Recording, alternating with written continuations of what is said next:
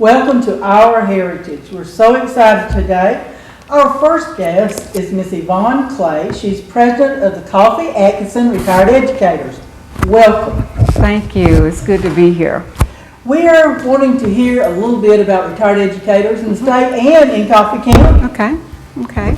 Well, I'm delighted to be able to share with you. I've just been excited ever since my retirement to have such an organization to move into. It makes life much better, and you know who you are, what you're doing, and what really matters. That's true. That's true. I know the state organization started in '54, and we started locally in '74. Tell us a little bit about the purpose and all of the retired educators. Okay, thank you. Well, one of the most impressive things to me is we promote the economic growth and the social and professional growth of retired educators. Oftentimes you retire and you just get stuck in life. Yes. And to be part of an integral organization and to continue to be amongst people that you know and love, it just provides for a better life. It keeps you going.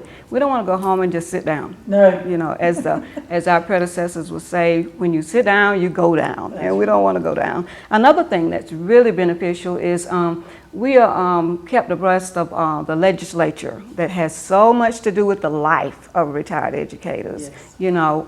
The organization provides for us the proposed laws and changes that will affect us, and then we have an opportunity to get together and make telephone calls or send letters that will make a difference in us surviving, Yes. successfully in society. Because a few years ago, one of the things that really got our attention was the fact that they were changing the wording in our cost of living raise. Yes. As you know, Carol, twice a year we get that. Well, it was written that we would get it, but they wanted to change the wording to say we may get it, and we know what that meant.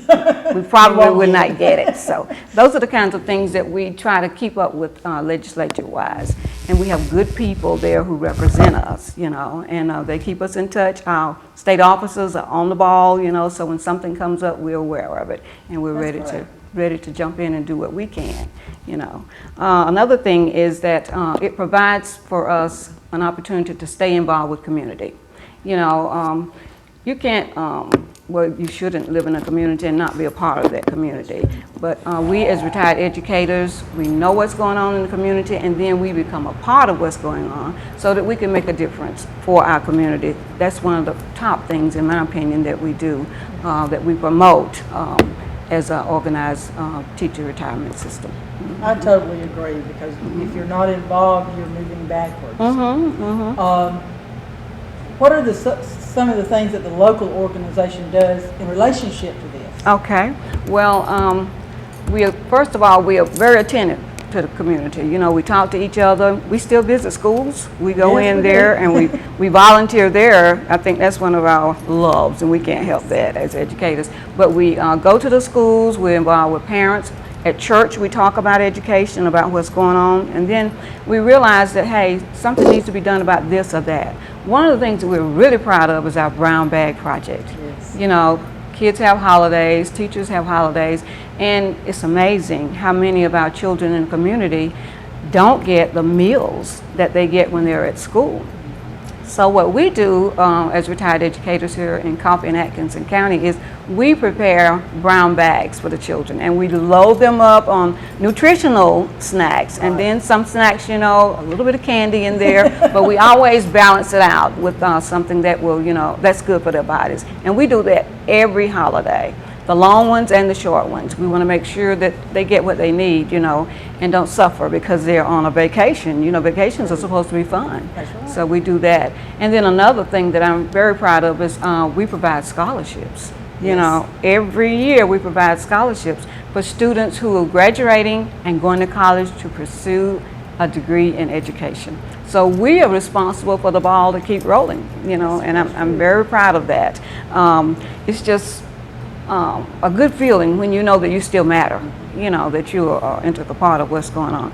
And I want to share a little bragging here. The Coffee Atkinson Retired Education Association, when we go to the state once a year, we have received in previous years and the last year as well, the Unit of Distinction Award.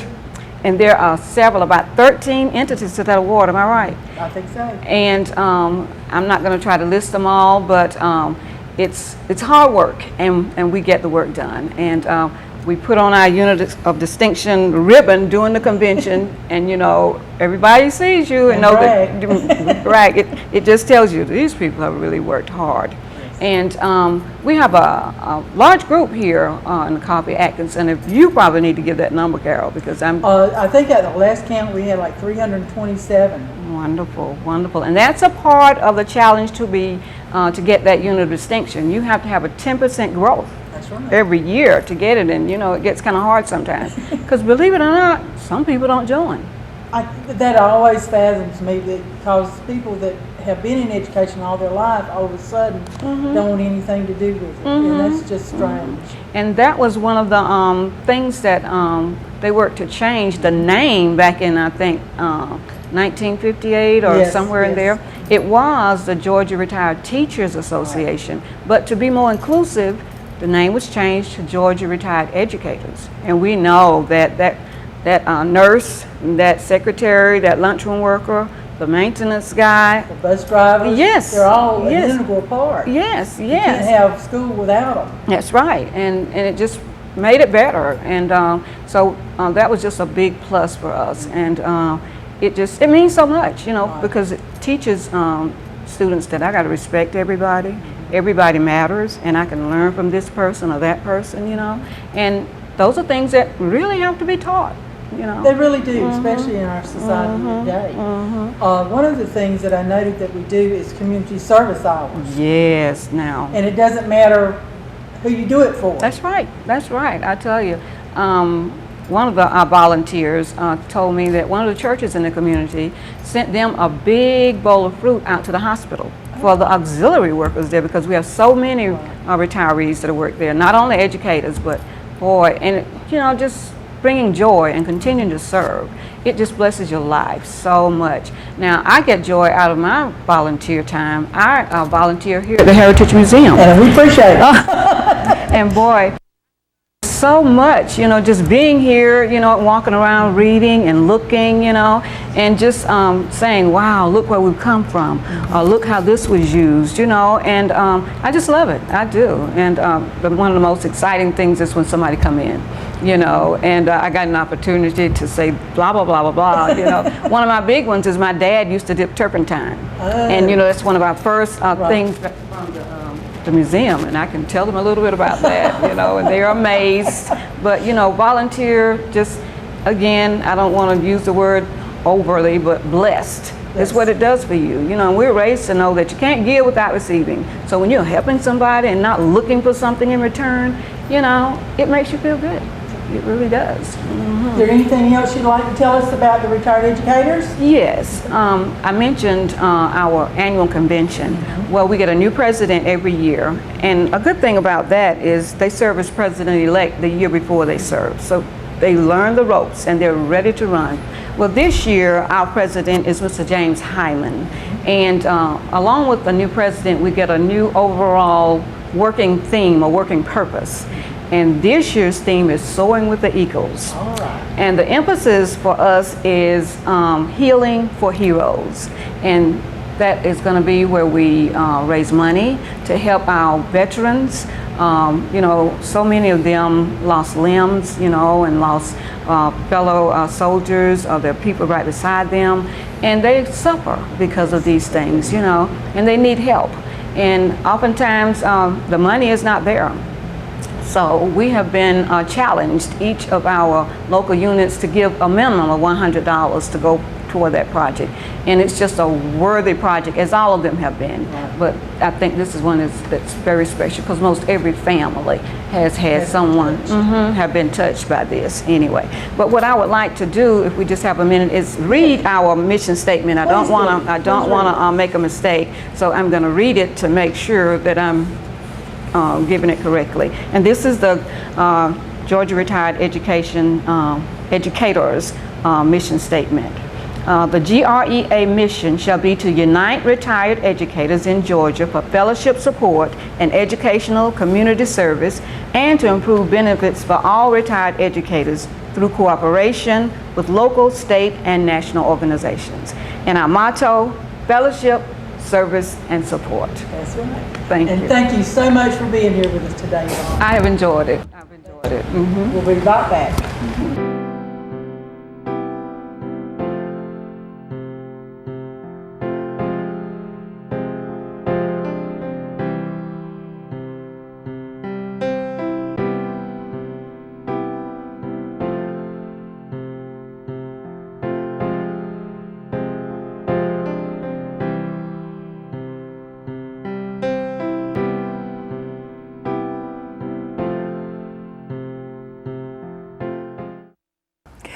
Welcome back to Our Heritage. Our next guest today is Henry Milholland, and I am so glad to get you here finally, getting our schedules to mesh or something else. Yeah. So tell us about the Douglas City Cemetery and its beginnings. Okay. Now, when I started in 2002, I was real disappointed.